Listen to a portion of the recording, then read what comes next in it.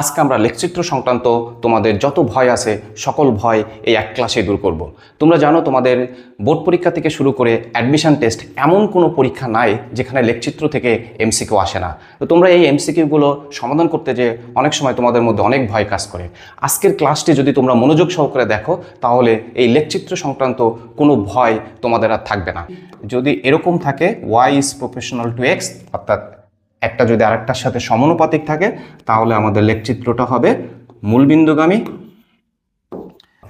আর যদি আমাদের এরকম থাকে y square is proportional to x, একটার সাথে আরেকটা বর্গের সমানুপাতিক, তাহলে সেক্ষেত্রে যার ঘাত 1 থাকবে লেখচিত্রটা কি হবে, তার দিকে বাঁকা হবে। যার ঘাত 1 থাকবে সেক্ষেত্রে লেখচিত্রটা কি হবে, তার দিকে বাঁকা হবে, অর্থাৎ পরাবৃত্ত হবে। এটা মূলবিন্দুগামী, এটা অধিবৃত্ত, এটাও অধিবৃত্ত, এটা হচ্ছে কি পরাবৃত্ত। আর যদি আমাদের এরকম থাকে x square equal to 4ay, অর্থাৎ x square is proportional to y থাকে, তাহলে আমার সেক্ষেত্রে লেখচিত্রটা যদি এদিকে y অক্ষ আর এদিকে x অক্ষ থাকে তাহলে লেখচিত্রটা কি হবে, x অক্ষের দিকে বাঁকা হবে। ঠিক পরাবৃত্তের সমীকরণটা হবে কি x অক্ষের দিকে বাঁকা। এইগুলোই কিন্তু আমাদের বেশি বেশি আসে।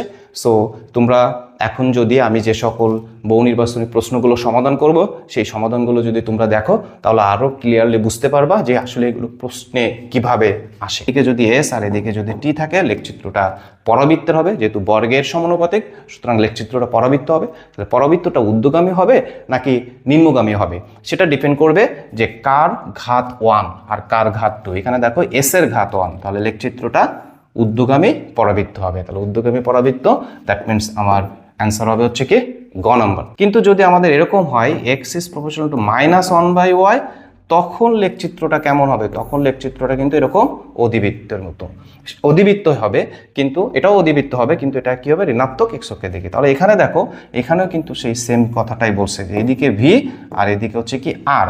যদি v প্রপোর্শনাল টু আর হতো, এখানে যদি ঋণাত্মক চিহ্নটা না থাকতো তাহলে কিন্তু এই লেখচিত্রটা এরকম অধিবৃত্তের মতো হতো। সুতরাং এখানে যেহেতু মাইনাস আছে সুতরাং এই লেখচিত্রটা অধিবৃত্তই হবে, কিন্তু এটা নিচের দিকে হবে। অর্থাৎ এখানে কোনটা আছে আমাদের V R minus V minus R, that means 4 নাম্বারটাই কিন্তু আমাদের এখানে অ্যান্সার হবে।